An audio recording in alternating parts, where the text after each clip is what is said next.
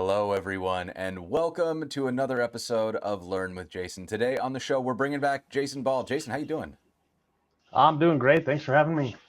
I'm super excited to have you back. It's been a while since the last time you were on the show, and I have this sneaking suspicion that a lot has changed and improved since the last time we talked. But before we talk about all that, let's talk a little bit about you. So, for folks who aren't familiar, can you give us a bit of a background on yourself? Sure. So I'm a principal engineer at WP Engine, where I work primarily on building and maintaining WP GraphQL, which is a free open source WordPress plugin that turns your WordPress site into a GraphQL API. And yes, I've been there for about 2 years. I've had previous employment at Gatsby working on WP GraphQL and been working in the WordPress space for like 15 years. So, you have what I think a lot of folks would consider to be a dream arrangement here. So I want to talk a little bit about this because WP GraphQL is something that you built as a side project originally, right? Kind of, yeah, kind of on the side, but also to solve problems at work. So I was working at a newspaper, a Uh-huh. publisher. We had like 100 newspapers across the country, and we did a lot of content syndication, and we used REST APIs. Had some problems with that.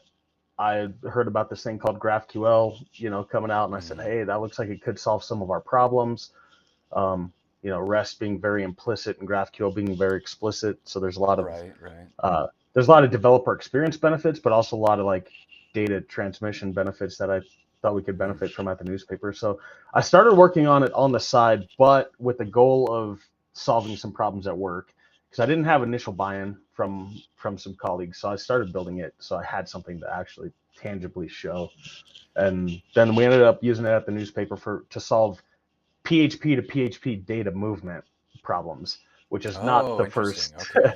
It's not the first use case of GraphQL that you hear most of the time.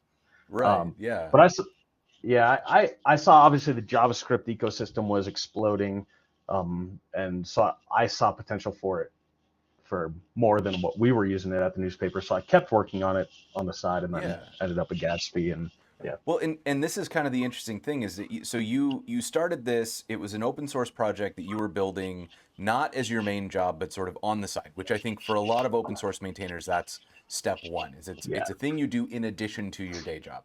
yeah, And you have since been able to transition not once but twice into employment situations where you are paid by a company to primarily work on your open source project. And that's a really rare and also very exciting arrangement. Is there anything specific that you did? Was it sort of right place, right time? Because I imagine a lot of people would love to be in the situation that you're in right now. yeah. I think a lot of it was paying attention to trends in the ecosystem, and but a lot of it was very much right place, right time. Mhm. I saw a problem at work that I wanted to solve, and then I saw a problem in the ecosystem that I thought this tool could help solve. Um, and a lot of it was just talking about it. I'd traveled to conferences and did talks on that was a lot on my own dime and my own time. Hmm. But just telling people about, hey, here's this thing that exists. You probably haven't heard of it, and finally getting enough traction but like things like Gatsby and Next getting popular just Hmm. happened to coincide with me working on this thing that I thought made sense for the world to have. And so, yeah, a lot of it was right place, right time, but also Yeah. networking. I talk to everybody I can about this, and you know, so yeah, Yeah, I think like the what you're talking about here is, like the right place, right time is sort of you were there when GraphQL was starting and saw an opportunity to provide something in WordPress that was aligned with the interests of the broader web dev community, which was a GraphQL layer for WordPress. Um, and then it could have been you built it for the newspaper and then that was where it ended, which I yeah, think in my experience, like I have built a lot of little, quote unquote open source projects, but really it was me solving my own problem, and then I let it be good enough and kind of stopped working on it once it hit that point of like it solved my problem. And so I think the takeaway that I like, if somebody was asking me like, oh well, how could I do what Jason Bahl does?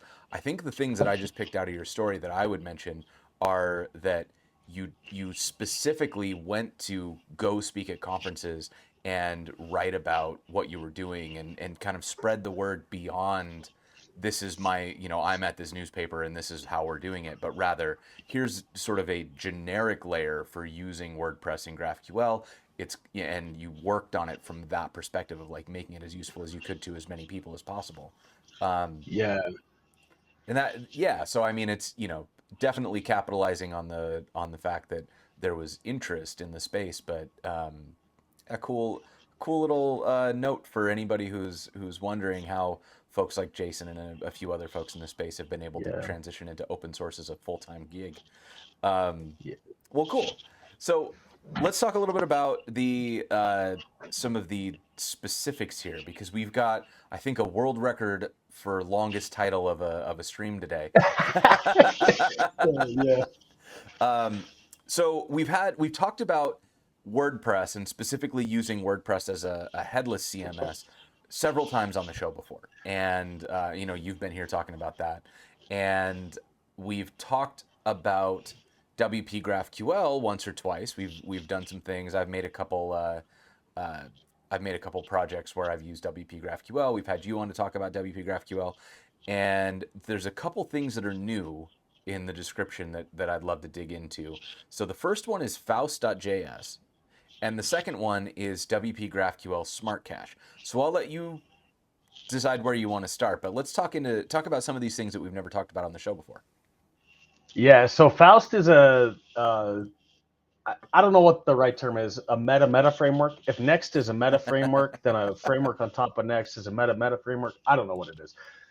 It's a JavaScript package that we're working on at WP Engine that works with Next. So it works with Next, and it provides a lot of really cool stuff to use WordPress as a headless CMS to build Okay. Next sites. Um, it does some really cool stuff that you get for free out of the box in traditional WordPress, like template hierarchy and things like that, which Oh. doesn't really exist in headless. When you go headless, when you go headless with WordPress, you sacrifice a lot of things you get for free in monolithic WordPress, and so Mm-hmm. it brings back some stuff that you're familiar with. But it's a very good blend of using Next and what Next is good at, but still using some familiar concepts from WordPress and what WordPress is good at, and things that you expect to work together. Like Next kind of has its own opinions on routing, but WordPress Mm-hmm. has its own opinions in routing on routing. And if you're using a CMS, you need the CMS to make the decision on the routing, because you're going to have like internal links that you're linking to stuff. And if your front end doesn't have the same routes as your CMS, that's a problem for content creators, right? So we need things like that Right. to work together on both sides. And so Faust helps fix some of that. So that's Faust. We'll look at that. And the WP GraphQL Smart Cache, ideally, this is going to end up being part of WP GraphQL Core, but we're kind of like testing it with a smaller user base right now. Oh, so it's a You separate know, thing. it is at the moment. It's Oh, a I got you. separate I got plugin you. we'll install. Ideally, once we finesse it completely, it'll just be part of WP GraphQL. But um, we want a little bit of freedom to make like breaking changes and stuff with a little Mm-hmm. bit smaller of an audience to start. But what that does, um, that allows you to make GET requests to the GraphQL endpoint instead of POST requests, and then you'll be able to hit the network cache of your host, and it tracks what you queried for. Because GraphQL, right, you can query for all sorts of arbitrary resources in one request. You can query for like posts, pages, users, media items, like all of that in one request. And so let's say you query for post, pages, and media items, it's going to track that you queried for those things. And then when any of those individual nodes are updated in the CMS, it knows which queries to purge from the cache. So you have a mix between really fast responses from a cached GraphQL endpoint, but also accurate data being, purged from the cache when data changes. So it's really cool. So we're going to look at that and how we can use that with Faust to get a mix of static site served from Next, but always up to date, right? Gotcha. That's Without very having to cool. wait for rebuilds. Like we don't have to send a webhook and have our site rebuild. It's like Okay. the second you publish new content, it's live, and then users are getting static files after that. It's pretty cool experience. Gotcha. And so the way that we're doing that is, I'm assuming we're using the Faust is using Next in SSR mode. And Yeah, so so we'll use static. We'll use get static props and all that stuff. But the way if we'll set our revalidate to very low. So what Next is going to do, it's going to try and if you visit a URL in Next, it's going to try and build the page. That first build will be server side, and then it'll create a static file, and then it will attempt to revalidate that static file. And so if there are no changes, so it'll do a GET request. Once we get all done, it'll do a GET request. It'll hit a cache most of the time, determine that nothing has changed, and you'll have a static file still. If gotcha. that GET request is a cache miss and there is new data, Next will rebuild your page, and you'll have fresh data. So, yeah, it's a pretty cool experience. Very, very cool. So, okay. So it sounds like we got a lot we want to cover. So does it make sense to go yeah, straight into some coding? let's hop in. All right, let's Yeah, do so it. I want to make sure we have enough time. I would say the first thing, hopefully, the first thing, let's actually hop into WordPress. I sent you an invite to that WordPress install. Got it. Oh, yep. I'm gonna have to pull. I have to do some like sneaky stuff here to make sure that we have no passwords on screen. So I'm Yeah, for sure. pulling it up on my phone so that I can see my. Okay. Let's see. Oh wait. Oh, I screwed this up. I should have done this. I should have set this password beforehand. Okay, so Yeah, I'm going to set a password that I can type. Yeah, because right now we're in a. What I'm having you do is log into a WordPress install that I've set up on WP Engine. It's a sandbox account. You can set up free sandbox accounts on WP Engine for Atlas, which is our headless hosting. So you can go sign up for that today, wpengine.com/Atlas. So I have one of those set up. You're going to log into it. There's a series of plugins that are installed, but they're not active yet. So we're going to kind of step through things one at a time. Got it. Okay, so I think I'm now ready to go with that password. Before we get started, I'm going to do a quick shout out to the captioning. We have our live captioning here today. Diane's with us from Whitecoat, and thank you very much for being here. And that is made possible through the support of our sponsors, Netlify, NX, New Relic, and Pluralsight, all kicking in to make this show more accessible to more people, which I very much appreciate. And we are talking today to Jason Bahl. So if I go to twitter.com/Jason Bahl, I can drop that into the Twitch chat, which I should have pulled up in some way that was, let's do it this way. Don't you make any noise? Okay, good. So I'm going to drop this in here, and great, we'll just use that for my Twitch chat dump today. Good. Okay, so you wanted me to get into the BP Learn with wpengine.com. Yeah. Okay. And the email address.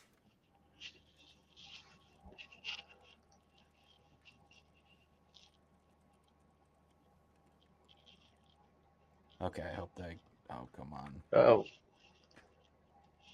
If it doesn't work, I can reset your password too. Are we good? Okay, I did it. There we go. Okay, All right. so I'm in.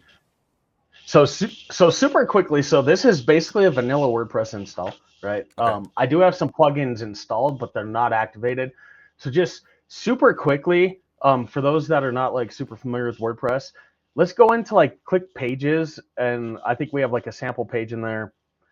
I kind of want to show like the normal WordPress experience. So click view on this real quick, and it'll take you to a page.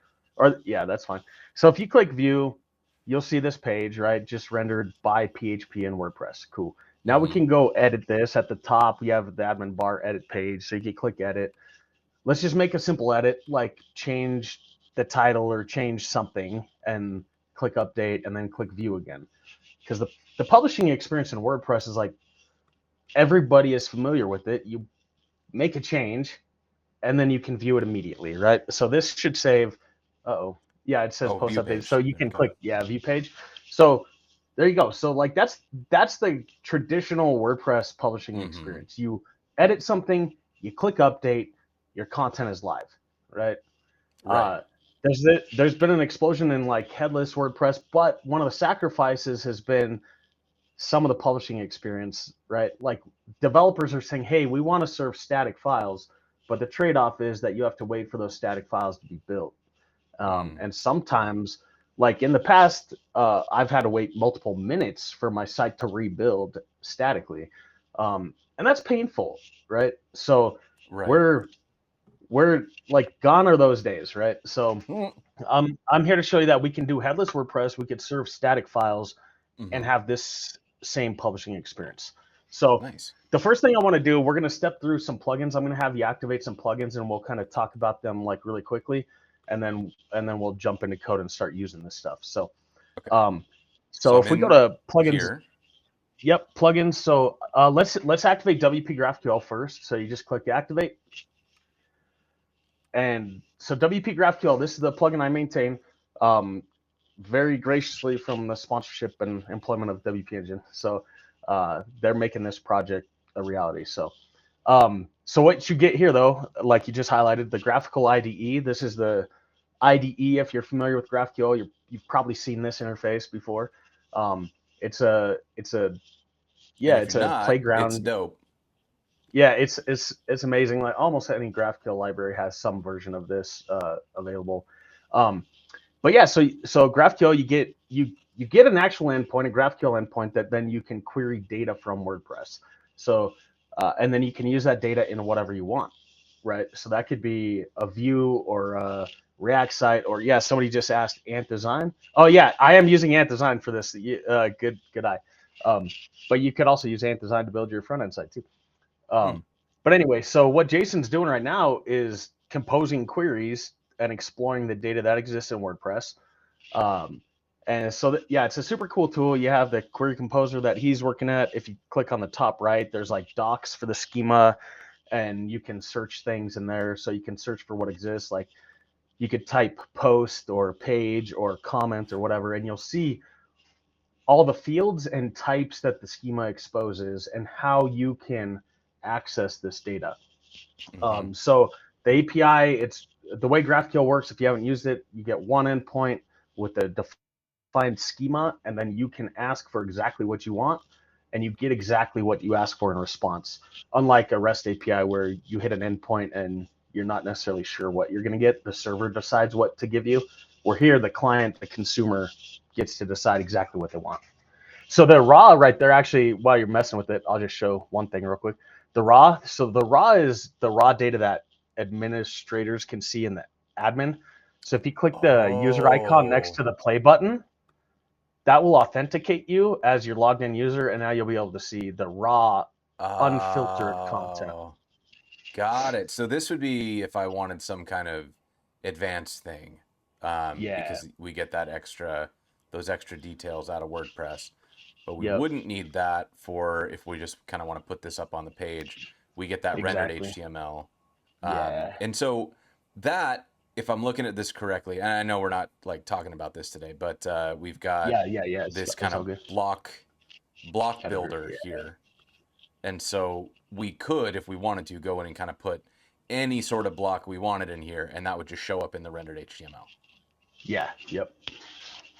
Yep. Super cool. So Very, very yeah, cool. maybe a future episode we'll talk about actual like the Gutenberg block editor. Maybe we'll do a future episode specifically about this because there's a lot of cool stuff coming with that too.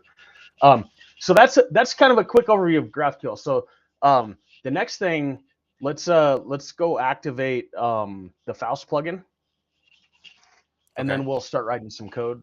Um, So the Faust plugin, when we activate that, and then click on the settings right below the plugin title, there's a settings link.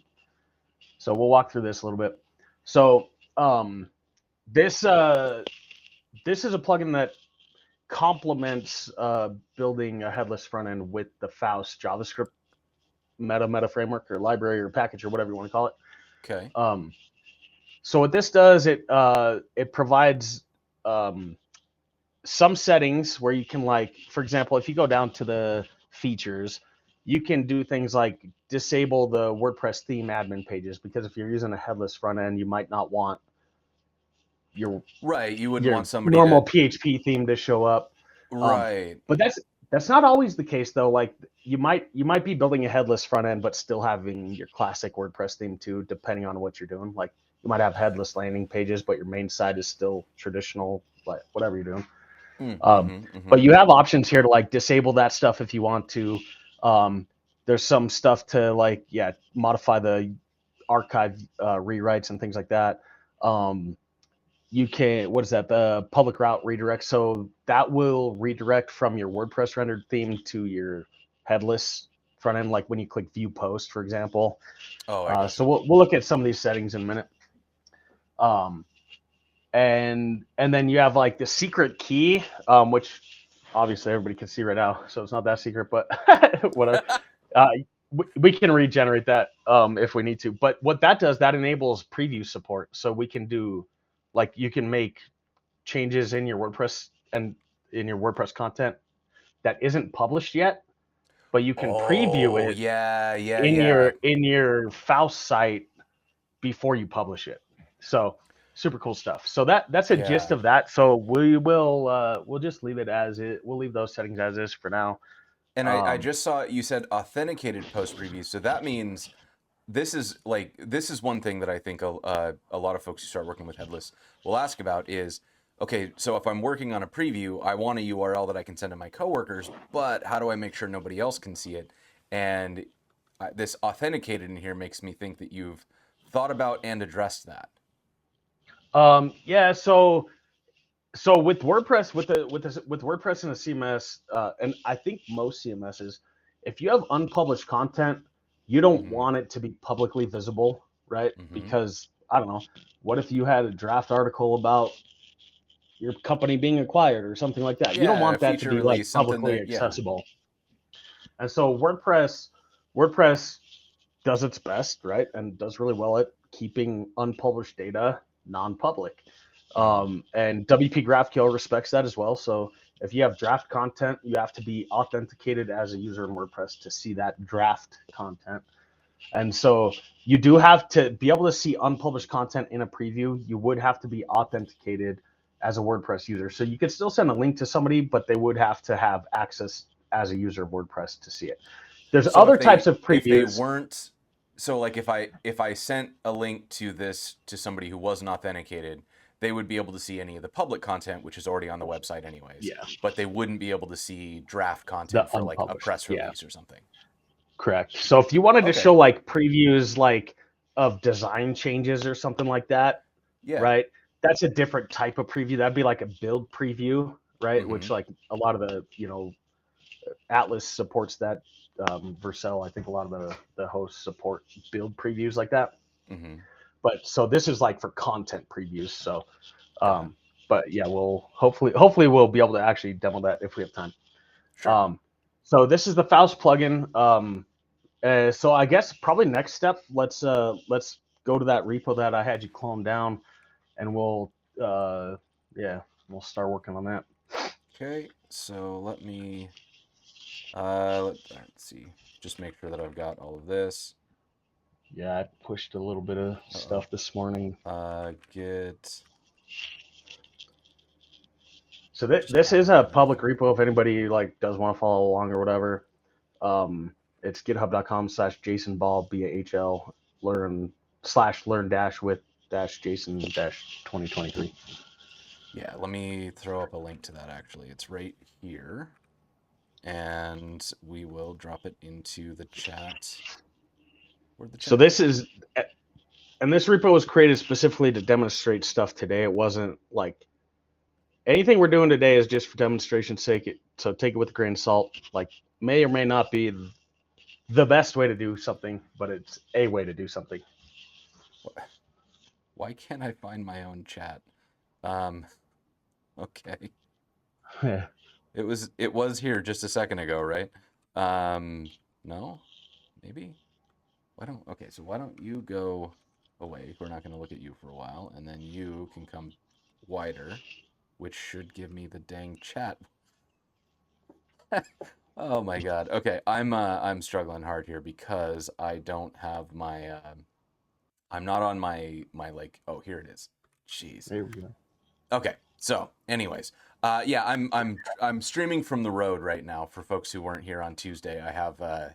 I'm in London right now, so we're using a stripped down setup, and it looks like it just hides the chat on small windows, which means I'm gonna have to pop it out. Oh my God. Okay. Anyways, let's continue. So I've got the repo. I need to open that repo actually. Yeah, let's go into that in your editor, and then GitHub Jason Bahl. Here we go, and that is open. And all right. So I think first step will be to open a terminal, and so this all JavaScript. So what this repo is it's a Next site with Faust installed and configured. You can go to faustjs.org. I believe it's .org. The faustjs. Yeah, Faust FAUSTJS.org, and there's some really good getting started instructions here. This repo was started from a Faust scaffold with just a tiny bit of changes. So if we open a terminal though for this, and you'll need to npm install if you haven't done that already today. let me run it. I think I did, but let me run it again. Yeah, we're good. Sweet. And it looks like you do have my latest. Oh, can you actually? I meant to comment out some things. Line number 9 on the file you have open, actually. Line number 9 and 18. Can you comment those out? We'll get to those later. I meant to have those commented out. Okay. All right. And line 6. Sorry, my bad. Cool. All good. We'll leave that stuff out. And then you should be able to run npm run dev, and this will start next with Faust. Oh yeah, we missed a step. So we need to. This is in the getting started instructions, and I'm moving too fast. So we need to copy that sample environment .env file to .env.local. This is in the getting started in the instructions on the Faust website. So if you're doing this, I got that, and then my site was over here. Where was it? Yeah, so it's your it'll be your WordPress URL, like your BP learn with Jace dot. Is like BP learn with Jace or something? Yeah. Don't know what I did. I must have managed to clean that or remove that somehow. You have it open right there. It's right here. Jesus. Yeah. I thought I was on the Faust website. Okay. So I need to go. It's in here. This is the URL. No, that's the front end URL. You want the actual WordPress install. So it's what is it? BP learn with Jace.wpengine.com, I believe. Gotcha. And yeah, no trailing slash, I believe. That looks right. And then on line 5, you can uncomment that, and then you'll copy your secret key from that Faust settings page that you have up, and you'll paste that in here. And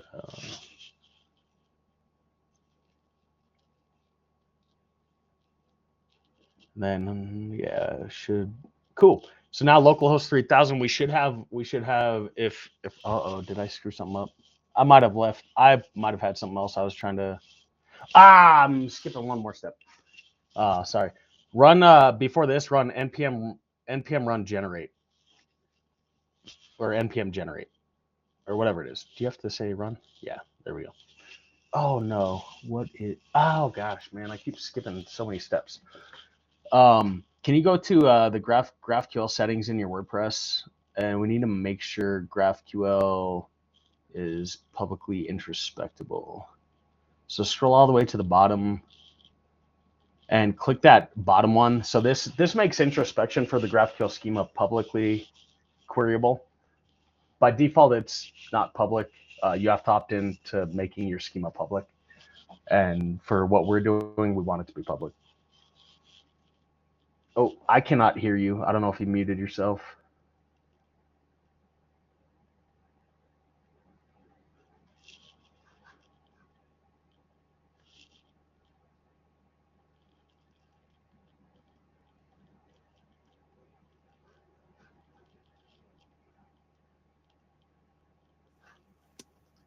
What about now? Yep, we're good. Okay, my microphone pack died. Damn it. Okay. Bummer. So that's fun. All right. Well, my audio is going to be a little bit worse, and I apologize. So, all right, I have the so I've saved this, right, where we've enabled the introspection. What is the risk of doing that? Like, why would this be off by default? Yeah. So the risk is that somebody could traverse your schema and find out what's possible to be queried. WPGraphQL handles all the security happens in resolvers. So like when you could traverse the schema and find out what's possible, and potentially, I guess if there's a vulnerability with any of the resolvers, you might be able to exploit it if you knew the schema. When you try and execute a GraphQL query, though, the resolvers are responsible for determining if you have proper permission to see what you're asking for before it resolves. Okay. And so even if you do know the schema, there's, I believe, very little risk, but we just have it opted out by default, and you have to make a conscious decision to say, sure, I want this to be available to other tools. Got it. So cool. Okay. So now that we've done that, are there any other steps before we run this again? I don't think so, but who knows? All good. npm run generate. What this is going to do. So Faust uses Apollo GraphQL under the hood. Okay. And so Apollo is a GraphQL client that makes requests to GraphQL endpoints and kind of it knows how to cache and return the data and things like that, and map it to your templates or whatever. So this command generates a file called possible types. So this is a configuration that you provide to Apollo, so Apollo knows how to like resolve interfaces and I think unions, or at least interfaces. So we run this command to say, hey Apollo, here's the schema, here's what we're working with. When we come across an interface, you know what to do with it. So gotcha. Cool. Okay. So we ran that. Now I've done npm run dev, and I just noticed we got a raid from Mark, Finite Singularity, who's actually going to be on the show here pretty soon, next week after. So thank you for the raid. Welcome everybody. Hope you're having a good time. We are learning how to do headless WordPress with Faust.js, which is a meta framework built on top of Next.js, and WPGraphQL, which gives us a GraphQL API interface with WordPress. So far, what we've done is we cloned a repo. We cloned this repo here, and have put that on my computer. We set up the defaults of our setup. We enabled introspection.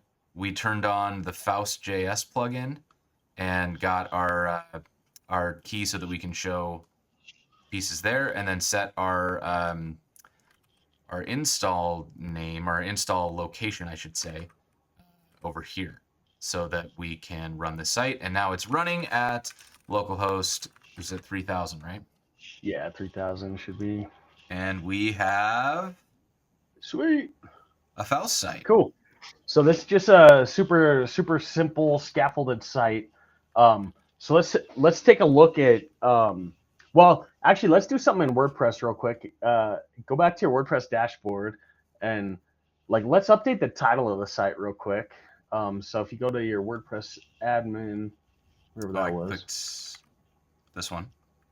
Yeah. So if you go up to, what is it? There's the settings right above the active menu item you're on right now. If you scroll down, There's like the This one. wrench. Yeah. Or no, not that one. Which one is it?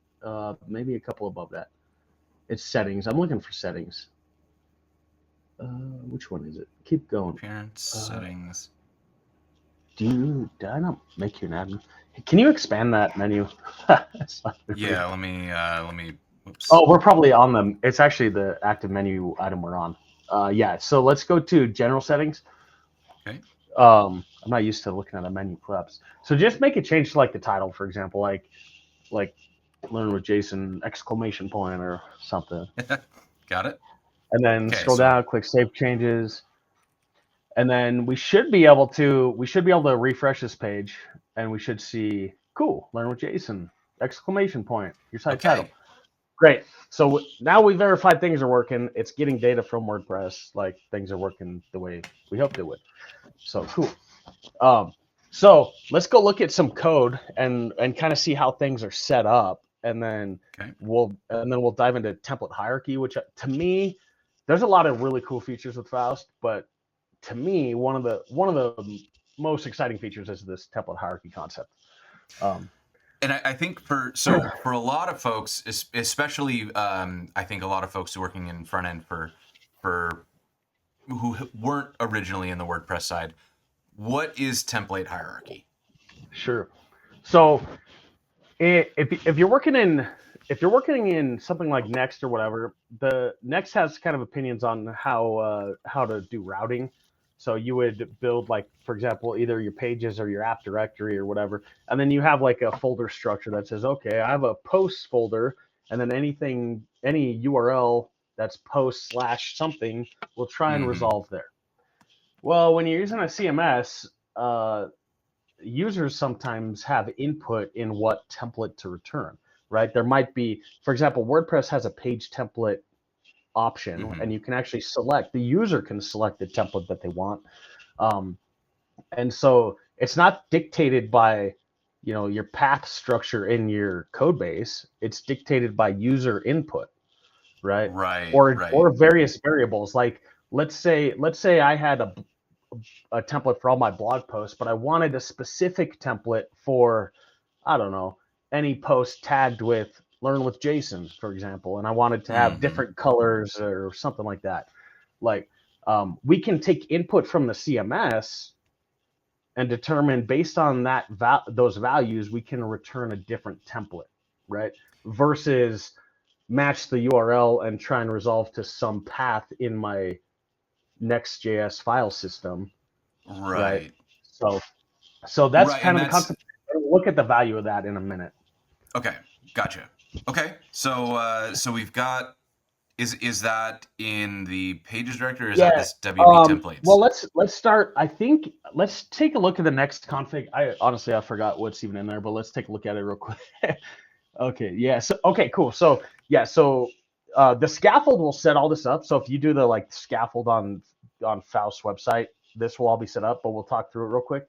So Next has a Next config by default, and you can pass in options to Next. We're not going to talk about those right now, but we're wrapping it with this with Faust function. So this wraps Next with Faust, and Faust provides some opinions to Next. Got it. I don't have all the details of that memorized, so we won't dive in too much about it. But Faust is adding stuff to Next to work the way we want it to. So let's go back to the file tree, and let's go to the Faust config.js next. So what this is doing, so this is us configuring Faust to tell Faust how we want Faust to behave. So Faust, the template hierarchy is one of the big things. So we have to tell Faust what templates are available to use. So that's what we do at the bottom of the line. Okay. Yep. I understand. Yep. So we say, hey, Faust, these templates exist. So when you try and resolve something, try and resolve from this list of templates. And we'll look at that in a second. Faust also has, we're working on the plugin system. It's still experimental, but we're going to look at this in a minute too. But if you're familiar with WordPress, you're familiar with hooks and filters most likely. And that allows you to write like snippets of code that modify behavior without having to be in charge of everything, right? You can hook into just one slice of functionality, modify it. And so, yeah, so we'll look at that in action in a minute. Okay. And then there's possible types we have to pass into Apollo, like I mentioned. So that's why we ran that generate command earlier. Yeah, and that was the one that got, where did this actually show up? It just showed up in possibletypes.json here. Yep. Yep. And so this is from running that npm run generate command. Yeah. Okay. And yeah, so this is us telling Faust. So I guess next let's look at the templates. So if you go to the WP templates directory, if you go to the index file, so this is where we configure what templates WordPress what templates will be used. So the best way to explain this would be, go back to your front end and like the front end, like you're learning with Jason Faust front end, the localhost 3000 in your browser. Okay. And can you show your terminal too that had this running? Because there's going to be some console logging happening here. So can you but not refresh this? No, yeah, your terminal and your code. Yeah, this one. Yeah, got it. the one that you have. Yep. So what actually logged when you refresh the page? I don't know if you see that at the bottom. It says possible template. So we resolved the home page, and so what Faust is going to do is going to say, okay, given this URL, it's going to talk to WordPress and determine what the thing is that you're trying to get from WordPress. So in our case, we're trying to get the home page, right?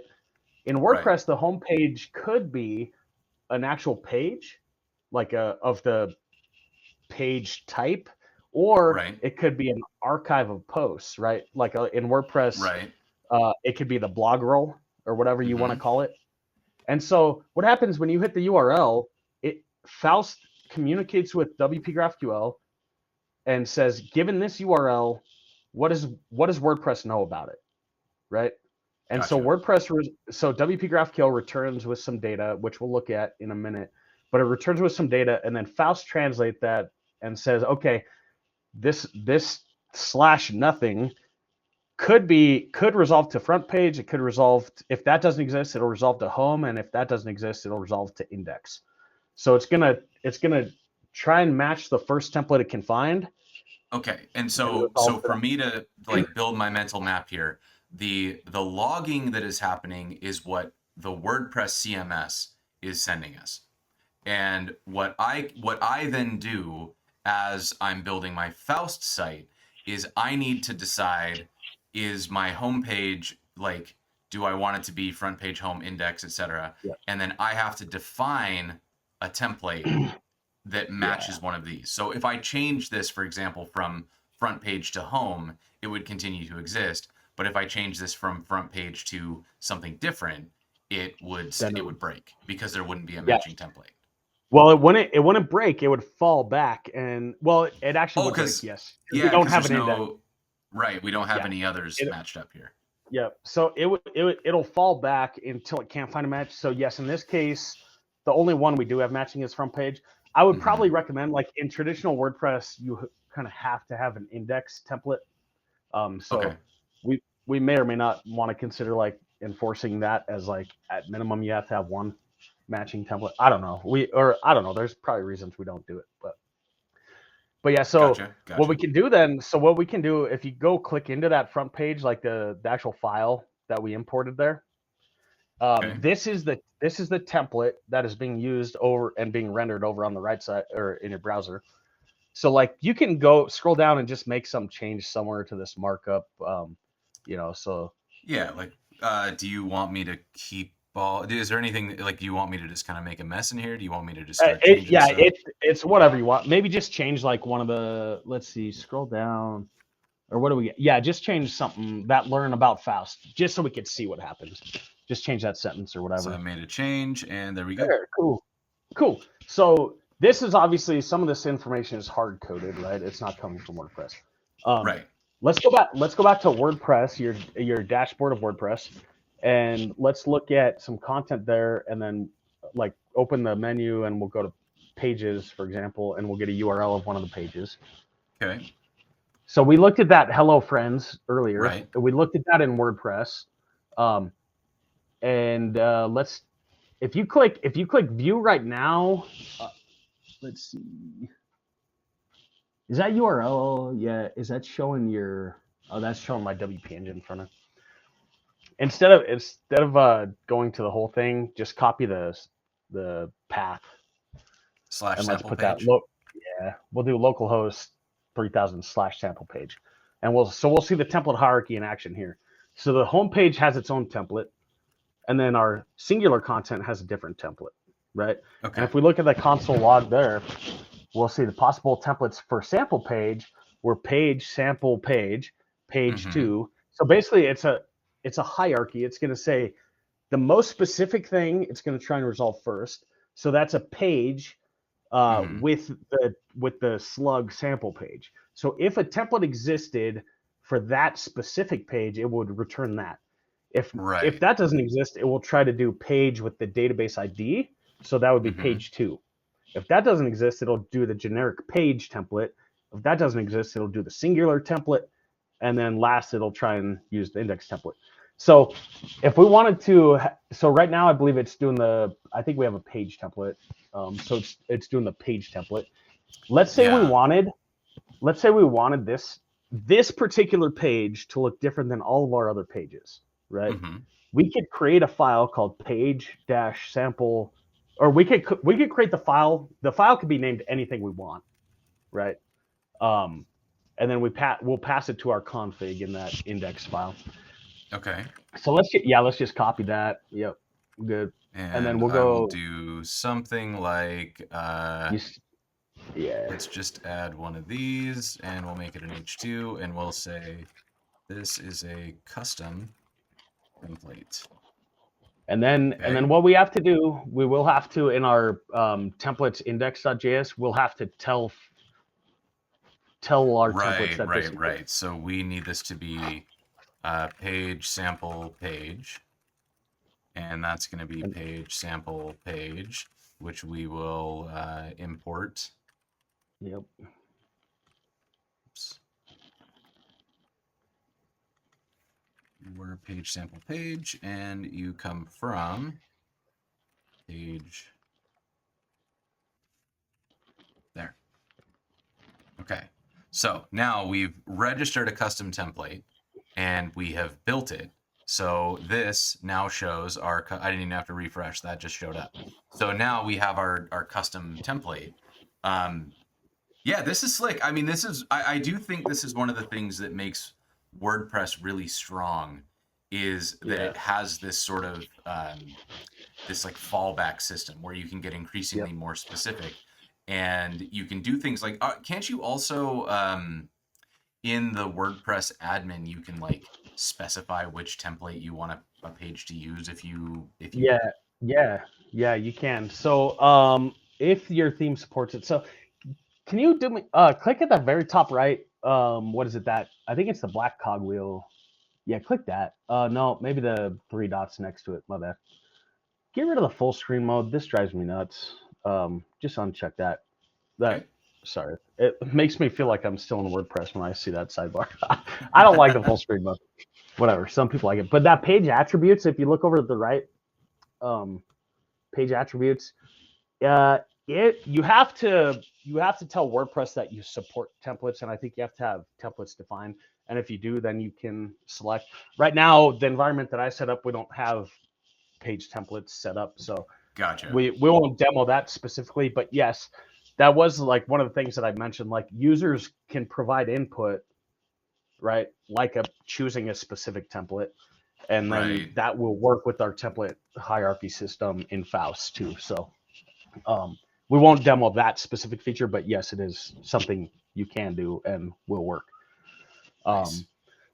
So yeah, let's go create another page. Just click add new. And we'll look at oh no, that's not it. yeah, right there. Okay, so let's create whatever one. You want it to be, it doesn't matter. Okay, so I am hungry, so we're gonna say pizza time. Oh, and we just missed Pie Day too. Air fried pizza time, dude. Air fried pizza time. Air fried. Hold up. Man. Okay, so let me do a quick. We'll just go grab a pizza image here. What is air fried pizza? Oh, it's the best invention in the world. Okay, Just which is I ordered extra pizza just so I could air fry my leftovers, and it's amazing. Air fried, reheated oh, pizza in the air fryer. I can see that working. It Because like it's crisps up effectively in so a nicely. convection oven, right? Yeah, and it like crisp up. Oh, the way it crisps. I can't say that apparently. Okay, so I have Sweet. a little page. Did you want me to Yeah. publish it? Yeah, sure. Publish it. Okay.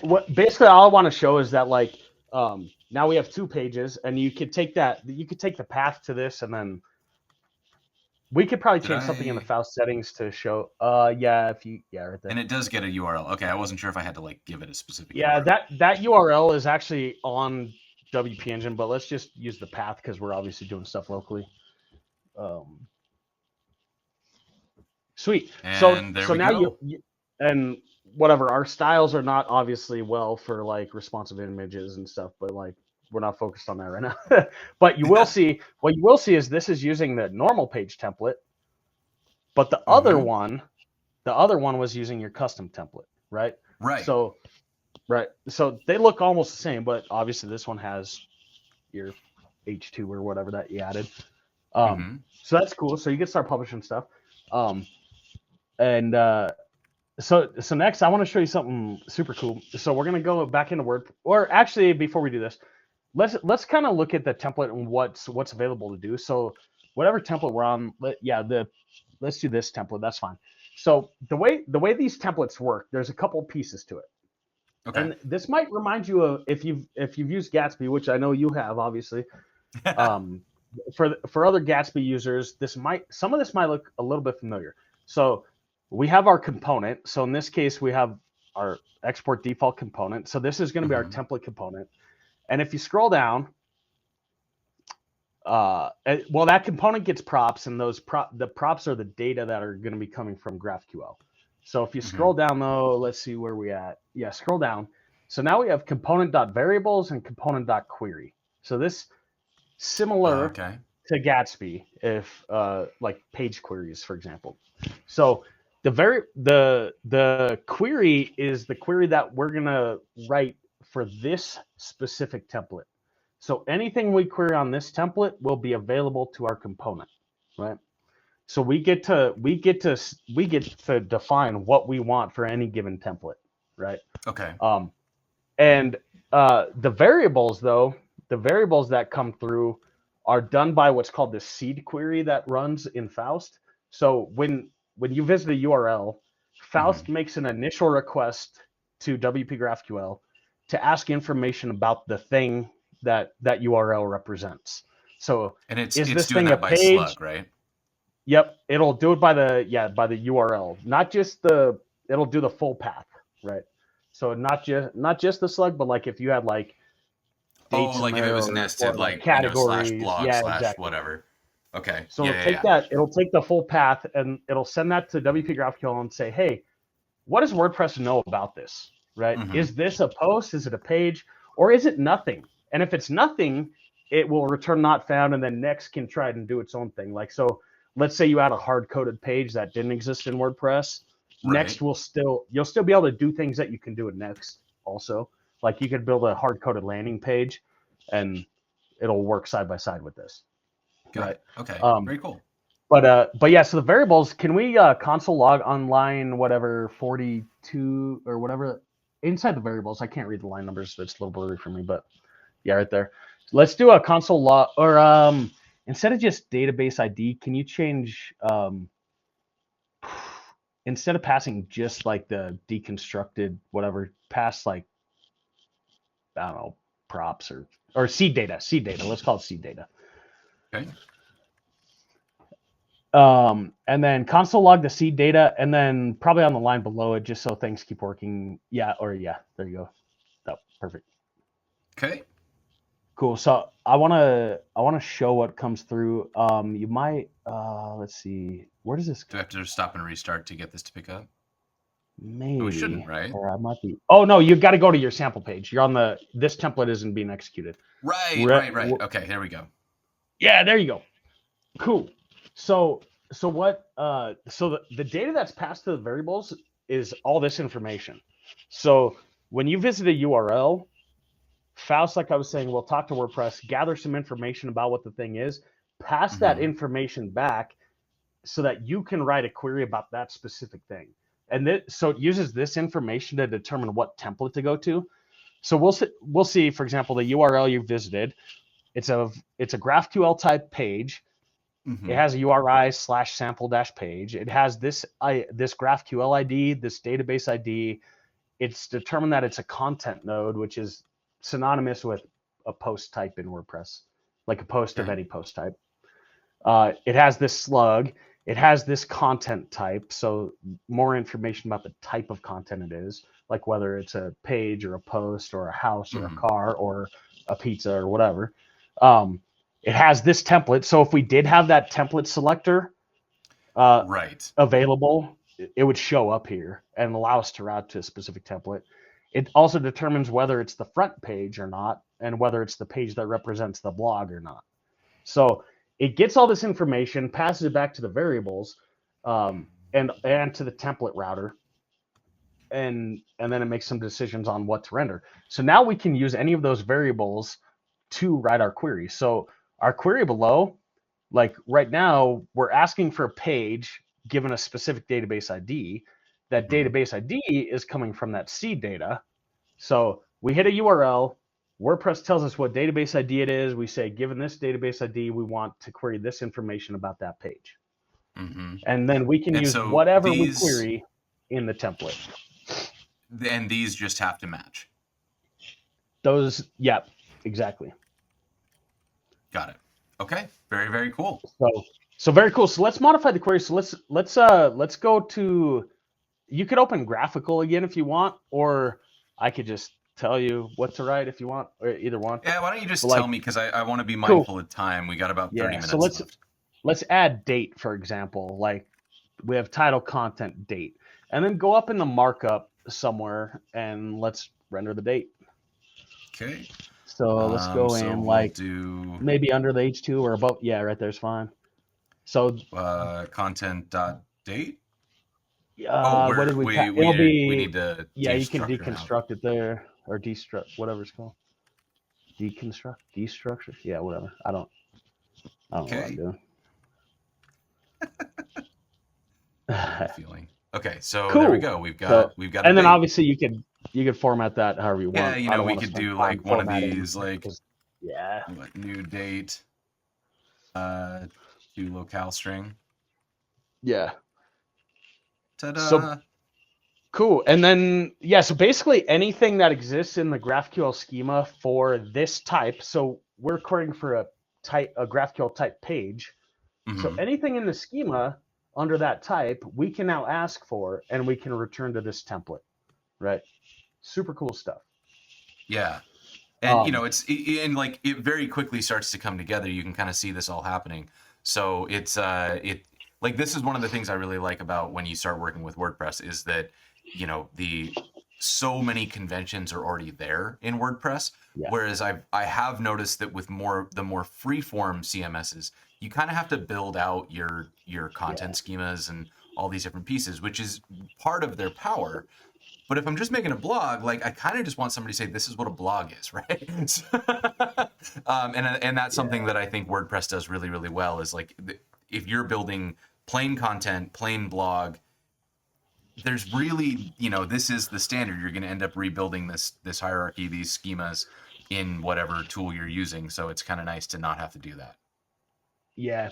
All right. So next, because I have way too much I want to cover today. So, and 30 minutes probably won't do it. So, next in your WordPress dashboard, actually super quick, before you go to your WordPress URL /GraphQL in a browser. And my WordPress URL /GraphQL. Let me go full screen here. Yeah. So like VP Learn with Jason /GraphQL. Yeah. /GraphQL. So this is our GraphQL endpoint. And can you open up your dev tools, like your network panel? So I want to show you some real cool stuff. So we're going to talk about WP GraphQL Smart Cache right now. So in your network panel, can you click on the GraphQL endpoint? Cool. Let's have this up. And then in your URL, so it'll be /GraphQL. Can you add question mark query, query equals, and then like in quote, or you don't even need to do quotes. Just do like the GraphQL syntax. So the open brace, like, and say like post, like the plural posts, and then brace nodes. Another open brace nodes, open brace ID, comma title, and then 3 closing braces. Cool. So this is doing a GET request to the GraphQL endpoint. So if you execute this right now, we should get posts, right? Cool. Mm-hmm. And if we look at the network, tab, like if you click the request in your network tab, and scroll down, we should see. Oh, you're actually logged in. Can you do this in incognito window? Sorry. Ooh, yes. Or a different browser, maybe. Yeah, let me. That's incognito. There we go. All right, first try. Let me go back to this one. I'm gonna copy this. Then we'll take this one full screen. Because I want to show like because it's not going to be as pretty with your decoded or whatever pretty JSON, but whatever. So right. if you're authenticated to WordPress and you make a GET request, it will bypass network cache. But if you're not authenticated, if you're a public user and you make a GET request to the GraphQL endpoint, it will be cached on the network level. So WP Engine has EverCache, which is like a varnish layer that caches GraphQL queries. So we should see there should be a cache header somewhere in here. It'll be like X cache somewhere in here. Keeps going, or wait. Here we go. X cache hit. So if you keep refreshing this, like refresh it like 5 times. Since this query has been hit a few times, it's going to be cached. So we're at cache hit, whatever, 5 or whatever that is. So what that means is that this GraphQL request is not actually hitting our WordPress server. Our WordPress is not executing PHP. It's not talking to the database. It's getting this directly from the network cache layer and returning the response. So our WordPress server isn't being overwhelmed. If you had a spike in traffic, your WordPress server isn't going to be affected by it. Like the first hit will generate the response, and then after that, it will be cached, right? Got it. So let's go on WordPress though. Let's look at this response. So we have our post. What do we have? Post. We have this is rad post. Let's go change that. Let's go change that title to something else. Keep this window open. We're going to come back to it. But yeah, go back in your WordPress dashboard and let's change that title to something else. And we're going to see a problem really quickly.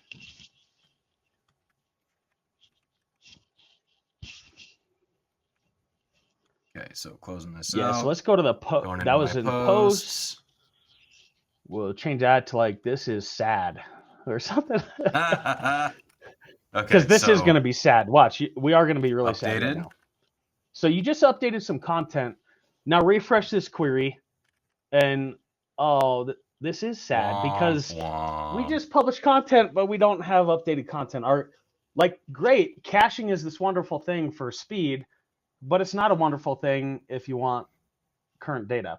So that's WP GraphQL Smart Cache is solving that problem. So let's go back into our WordPress dashboard.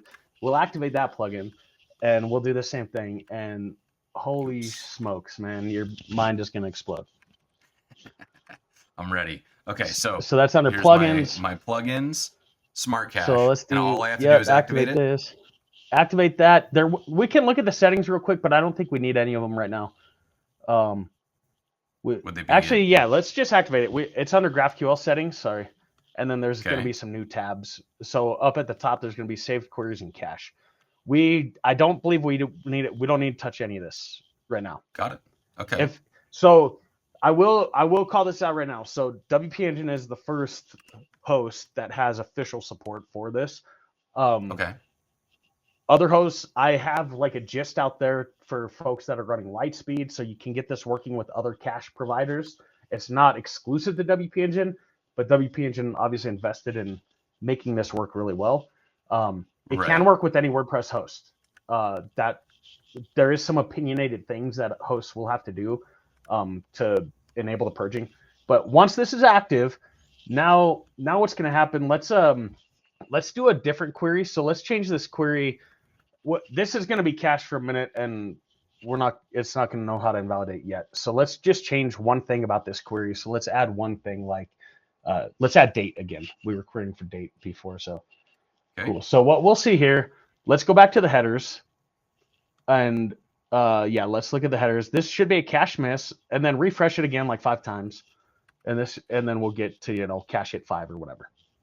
So you can keep hitting this. It's going to be cache, cache, cache, cache, cache. Now let's go change, and we do see the title here. This is sad, right? We did a new query. Right, we got the new one. So we have this is sad. So now let's change it back to this is rad. And previously, when we changed content, our query was showing stale data. Right. Now, if we update some content in WordPress and we run that query again, if things are working, we should see this is rad. Sweet. And there it is. So, and if you look at the headers, it'll be a cache miss this time because we purged it from the cache. We said, hey, we know what you queried and we know what you just updated. And this query had that in it. So we're going to purge this query. We're not purging everything. Got it. So do me a favor real quick, in another tab of a browser or whatever, do a query for something else. Like let's query for, instead of posts, let's change it to users, and then nodes, and then ID, and then instead of title, let's change it to name. So we can query for ID and name. So, wait a minute. What did I do? Gotta maybe just do it in normal syntax, like yeah. Let the URL encode it or whatever. Nodes, comma, brace, open brace. And then I need 3 of these at the end, right? Cool. So we query for users here. So this will show public users. This isn't, you don't have access to like query all users in WordPress publicly. You can see users that are public entities, and that means like they're users that have published content that is public. So you can have users that just do administrative work and they won't be visible in the GraphQL API. But so if we do this and refresh like 5 times or whatever, we'll get cache hit. Yeah, so we're at cache hit something. So if you change something arbitrary, like let's go back in your dashboard and let's do something completely arbitrary, like let's go add a tag or something, right? Or whatever, like go to tags and just add a tag. So that this is going to mutate data in WordPress, right? But neither of our queries that we queried will be evicted from the cache. So if you refresh this, it's still going to be, did that just, yeah, cache it. Okay, good. I thought I saw and then response. If I go back to our other one, and this should still be cached. Yep. Right. So this should still be a post cache would hit. be affected by the tag, but it is It still wouldn't cached. It wouldn't be affected by the tag. The tags are because as you part didn't of the post, right? So we didn't as add soon a as tag you assign to that post. Yeah. As soon as you assign. Yeah. So let's go to the post and I think, and then you could add a tag to it, and so if you edit and you just assign a tag to it, I believe if everything's working properly, when you do this, the post query says, okay, hey, so you just updated the post, so we'll we're gonna start with cache. users. Users that should still be cached. Users missed. All right, I think I know why. Now, why would? Okay, so either way, but we did get the update on that. The so the I post. think I actually know why. I think I know why. It's So one of the reason why is we actually track so when we load a post in the GraphQL API, we have to determine who the owner of the post is, and so that there is a relationship between the user and the published post. So that is a kind of weird nuance that I don't have time to explain, but that's fine. Okay. But anyway, so that's the gist of it, though. Is like you get your cache, you can do these cached requests. Right. You can do GET requests to GraphQL. You'll get cache data. Your response will be really fast, and your WordPress server isn't getting hammered. So, what I want to show now is how we can take advantage of this in Faust. So Faust by default is going to do post requests. That's kind of the de facto in GraphQL land is post requests. Okay. And so post requests are going to hit the WordPress server every time. Right. Post requests will bypass the network cache every time. And so if you had a traffic spike in a Faust, like it's going to be pinging your server a lot. And that can be a problem. Obviously, there's things you can do in Next, like with static files, whatever, that is also going to help here. But so let's go to, if you go to the Faust config, I had some stuff commented out in there. So if you can uncomment line 6 and line 17. So what I have here is like a scaffolded plugin for Faust.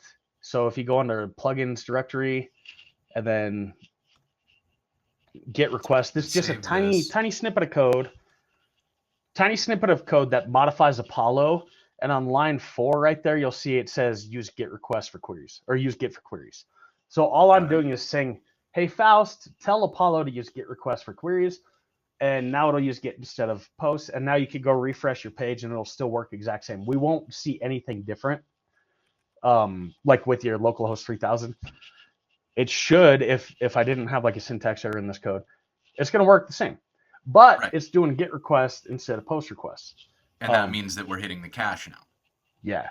And then so let's take it a step further, because I got to go kind of fast because we're short on time. But if we go to the Faust config, I had another plugin scaffolded. So that if you just wanted to use GET request, you can use GET request. And if you had Smart Cache active, you'd get that experience that we just displayed, where you can Faust will query via GET request. It will get cache data. When you publish content, it'll become a cache miss, and you'll get fresh data, right? The second one is a concept called persisted queries. So what I want to do, if you go back to the Faust config, this one's going to replace the other one. So let's just comment back out.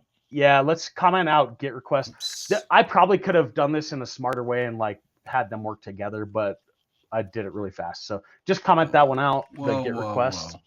Okay, so you stay, you go. And then coming out line 6 again. Yeah. So persistent queries plugin. So I don't know if you commented out the import for GET request. Oh, it didn't work. Yeah. There we go.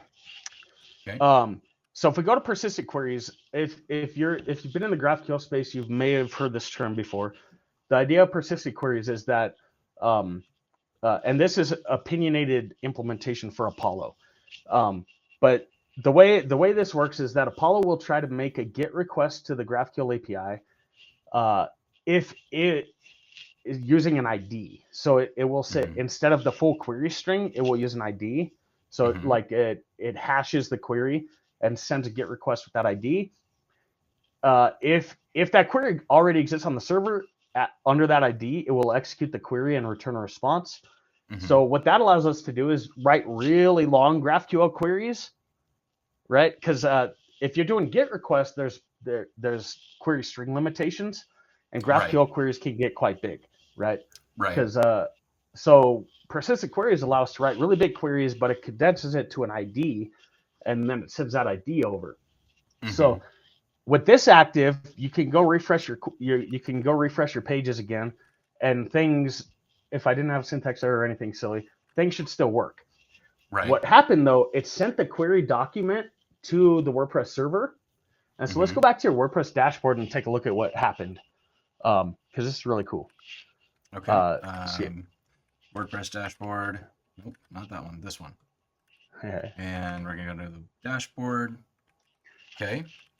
So go under GraphQL settings again, and we had so what persistent queries are supported, but there's not like anything visible yet. So if you go to saved queries right there, and then click that bottom checkbox, it says toggle to show the UI or whatever. Yeah, and then click save changes. So we're gonna see a GraphQL documents now over on the left. So now we're gonna see the queries that your templates were generating. Your Faust front end was sending those queries over to WordPress. WordPress is storing it and assigning an ID. And you'll see those IDs in that middle column. They're called like under alias names. Right. So you can take, if you copy, like just like right click one of those IDs and like click copy or whatever, like copy just the text. There's comments, like a comma. Does that mean there's two of them? Yeah, because so you can alias it multiple ways. So we do one version exactly how Faust sends it, and then we do another version with like the space trimmed, like we trim all the white space from the query. And so either of them, we identify that they're the exact same query, even though the formatting is different. And so, but it's a different hash. So we say, okay, both of these can be accessed. So if you copy that string and then go back in your /GraphQL endpoint where we were querying posts and stuff like that, like when we were looking at the cache headers. Endpoint. Yeah. BP. Okay. Yeah, so if you do that, if you add to the URL $query ID and then equals and then paste. So now you can execute. Oh, this one needs a database ID. So we also can do. We can pass variables with it. So go back to the URL and we'll say and it's and then so it's and then variables. It'll be variables equals and then open braces, curly braces, and then I think it's got to be quotes because this has to be JSON database ID, and then I think what query was it? Do like database ID 1, yeah, or something like that. Hey! Cool. So now you can do these really long queries with an ID, and things just work, right? So Faust and Apollo knows how to handle this stuff. I had to add a little snippet like this. Right now, that's like just a gist somewhere, but it could potentially become like a formal NPM package or a formal even Faust config or something like that at some point. Nice. But that's how. So you can use persistent queries with WP GraphQL. You can write these really big really big query strings. So now I want to show another super cool thing, like one of the most exciting things like to happen in the history of WordPress. No, I'm just kidding. But open. So let's go back to your plugins list, and if we go to plugins, we have a couple other plugins here. So have you heard of Advanced Custom Fields? I know you have because I've talked to you about it before. Yes. So Advanced Custom Fields, like I hardly ever work on WordPress sites without it. So I have a beta version of Advanced Custom Fields installed here, and I have a beta version of a new plugin I'm working on, WP GraphQL for ACF. So last time we talked about WP GraphQL for ACF. I have a beta version that like is going to be open to the public like very soon. But not quite yet. But so let's activate both of these plugins, and I want to show you something super cool. ACF, the beta version, and I do have permission from their team to talk about this, even though it's not out yet.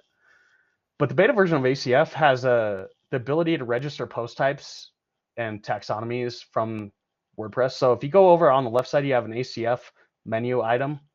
Yep. And under that, you have post types. Let's go to post types. And let's click add new. And so post types in WordPress, like if you think of any other system, you have like models or whatever you want to call them. You have types of data, right? So it could be houses or cars or products or whatever you think of. It's collections of data. So you can register this via Advanced Custom Fields. So whatever you want to call it, they have it movie and movies or like whatever you want to call it. What is something you would keep a list of? Foods or pizzas snacks. Or whatever. Snacks. There you go. So if you scroll down to advanced configuration, check that real quick. There's going to be some stuff here we can do. We can add support in the admin for things like title, editor, featured image, author. All this stuff is optional. Right now, the default is title and editor. Maybe let's add a featured image because snacks need visuals, right? Indeed. And then if you go over, if you scroll up, we have all these tabs. So we can configure the post type in various ways. And then click GraphQL. And we'll say show in GraphQL. So we want this type of content to exist in the GraphQL schema. We'll call it snack and snacks in the GraphQL schema. We'll click save changes. Okay. So I didn't have to write a line of PHP. WordPress is obviously a PHP system, right? I didn't have to write a line of PHP. I just added snacks. Over on the left side, I now have snacks in my, I didn't realize that was the visible one. Okay. Yeah, that's true. So now we have this new type of content that we can publish stuff to. So let's add a title like what, I don't know, air fried pizza. Yeah, smash burger. There you go. Okay. And then we could add a featured image if you want or whatever. We don't have to. If you go back to let me featured do image. One. Do I have or click media library? We already have. Oh, I thought. I did it by URL. Bummer. Whoops. Man. Where am I going? I mean, it's fine. It's not super big deal. In here. Okay. So I don't think I have any pictures of food in my downloads, which is really a tragedy. But if you have a picture of anything else, you can put it there just to get the gist why don't of we? But... I'll just throw in. I just did a new. And you should be able to just drag it in. So I'll just drag that right in. So we're gonna pretend. We'll pretend this is a smash burger. Sweet. All right. So then you set the featured image. I don't think you actually clicked set though. So click it again, click the image, and then click set at the bottom right. Yeah. Got it. There it is. So that's the featured image. You can publish this. So what's really cool, right? This is super awesome. We just, without writing any PHP, right? We just registered a new type of content. We published new content.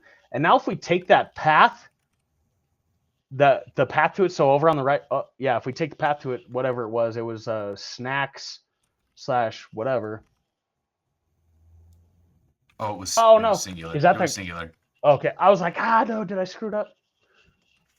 What did I? Oh, I might have screwed it up. Now I'm screwing anyway. it up. This is my fault. Let me, I want to see the end of it. Snack. Oh no, actually, burgers. I know what's up. We missed a step. I think the ACF team has fixed this since the version that I have. No, I know what's up. There's a bug. Okay. But we can fix it real quick. Okay.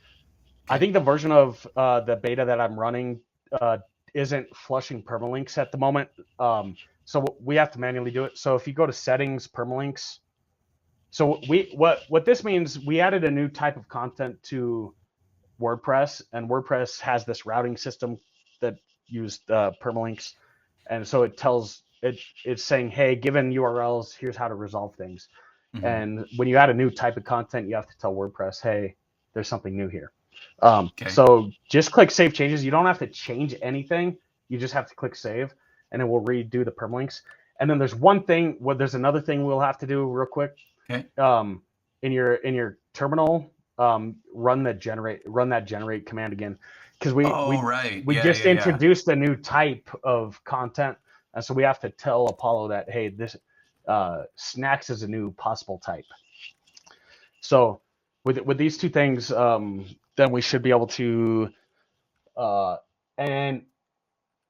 we should. There you go. Hey. So we didn't have to write any PHP, right? So if you're a JavaScript developer that is like previously had to turn down work for, folks using WordPress because you don't know PHP and don't want to learn PHP, this just opened up 35% of the web for you to do work on, right? Because now you can do all sorts of awesome stuff with CMSs that businesses are using, and you don't have to be a PHP expert, right? Yeah. Obviously, there's probably going to be a day where you still will need to learn some PHP because, this isn't going to solve everything out of the box, but you can do some amazing stuff with little to no PHP, and I love PHP. No dog on PHP. I love PHP. I write PHP every day.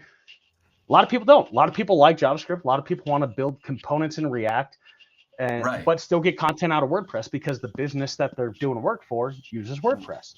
Well, right, and I think that's such a huge benefit. Like you said, a huge proportion of the internet uses WordPress, and almost any client is capable of managing WordPress, right? So one of the things that is such a power up is I remember when I was running an agency, I brought on, you know, every type of small business owner, every type of individual, people who absolutely were not comfortable with computers, not willing to learn interfaces. They were all capable of managing a WordPress site.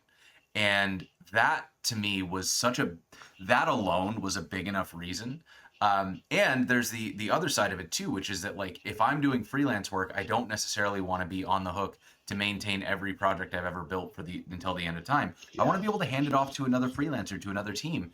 And using something like WordPress means that your stuff is very portable in that way, right? And so there's a lot of good arguments in favor of using WordPress as a content management system. And what I love about this is that it's this doesn't feel like you're stripping away the features of WordPress to be able to write JavaScript on top of it. This very much feels like it's all part of, you know, what makes WordPress great. Being able to do my custom post types through advanced custom fields is I love that. I used to use advanced custom fields so much when I ran my agency, and I, you know, I can see a million ways why I'm going to end up doing this.